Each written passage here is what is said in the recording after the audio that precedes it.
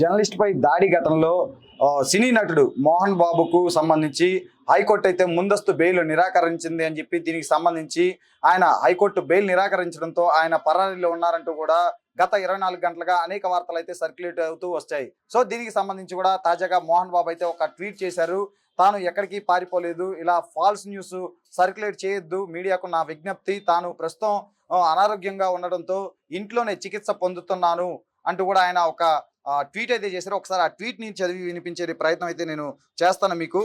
Falls propaganda is being circulated, anticipatory bail has not been rejected and currently I am under medical care in my home. I request the media to get the facts right. So ఆ tweet ని బట్టి చూస్తే తాను ఎక్కడికి పారిపోలేదు, తాను ఇంట్లోనే ఉన్నాను, తనకి ప్రస్తుతం అయితే చికిత్స జరుగుతుంది ఇంట్లోనే.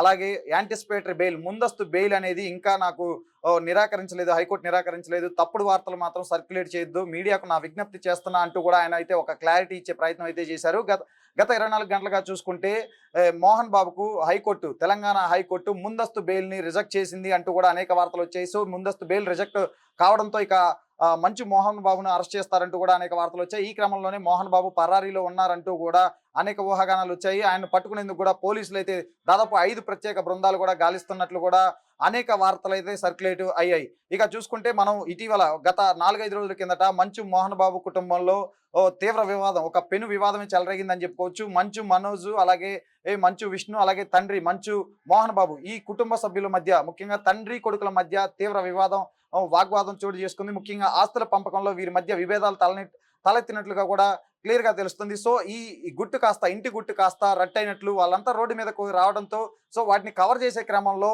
ఓ మీడియా ప్రతినిధి మోహన్ బాబుని సంప్రదించగా ఆయనతో మాట్లాడే క్రమంలో అప్పుడు మోహన్ బాబు ఆ మీడియా ప్రతినిధి చేతిలో ఉన్న ఒక మైకును తీసుకొని బలంగా ఆయన దవడపైన కొట్టడంతో ఆ మీడియా ప్రతినిధికి తీవ్రంగా గాయమవడంతో ప్రస్తుతం అయితే ఆయన ఆసుపత్రిలో చికిత్స పొందుతున్నారు. ప్రస్తుతం ఆయన పరిస్థితి, ఆరోగ్య పరిస్థితి నిలకడగానే ఉన్నప్పటికీ కూడా అది జర్నలిస్ట్ పైన దాడి కాదు, ఆత్మహత్య యత్నం అంటూ కూడా ఇప్పటికే పోలీసులు కేసు కూడా నమోదు చేశారు. ఆ జర్నలిస్ట్ గాయపడిన మీడియా ప్రతినిధి ఎవరైతే ఉన్నారో అతనైతే ప్రస్తుతం ఆరోగ్యంగా ఉన్నప్పటికీ కూడా ఆసుపత్రిలో చికిత్స పొందుతున్నారు. మోహన్ బాబు పైన కూడా హత్యాయత్నం కేసు అయితే నమోదు చేశారు. అయితే ఆయనకు ప్రస్తుతానికి అయితే బెయిల్, ముందస్తు బెయిల్ అయితే ఇవ్వడానికి హైకోర్టు అయితే నిరాకరించినట్లుగా కూడా మనకు తెలుస్తుంది. ఒకవేళ అంటే దీనికి సంబంధించి ఇప్పటికే బాధితుడు ఎవరైతే ఉన్నారో ఆ జర్నలిస్ట్ కి కూడా కోర్టు అయితే నోటీసులు పంపించింది. అతని నుంచి వాంగ్మూలం వచ్చిన తర్వాత, అంటే అతని నుంచి వివరణ వచ్చిన తర్వాత మంచు మోహన్ బాబుకు బెయిల్ పైన హైకోర్టు అయితే ఒక నిర్ణయం తీసుకునే అవకాశం ఉన్నట్లు కూడా క్లియర్ గా తెలుస్తుంది. సో ఈ మొత్తం వ్యవహారంలో చూసుకుంటే కొంత ఫేక్ న్యూస్ అనేది, ఒక ఫాల్స్ తప్పుడు వార్తలు అయితే ప్రచారం చేస్తున్నారు అంటూ కూడా మోహన్ బాబు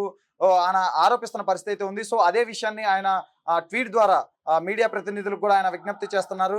ప్రోపగండా అంటే తప్పుడు సమాచారాన్ని మాత్రం ప్రోపగండా చేయొద్దు, ఇప్పటివరకు తనకు ఇంకా బెయిల్ అనేది, అంటే ముందస్తు బెయిల్ అనేది ఇంకా నిరాకరించలేదు, కరెంట్లీ దాని మీద జరుగుతూ ఉంది కాబట్టి, అలాగే తాను ప్రస్తుతం ఎక్కడికి పారిపోలేదు, తనకి అనారోగ్య సమస్యలు ఉండటం వల్ల ఇంట్లోనే తాను చికిత్స పొందుతున్నాను అంటూ కూడా ఆయన ఒక క్లారిటీని అయితే ఇచ్చే ప్రయత్నం అయితే చేశారు.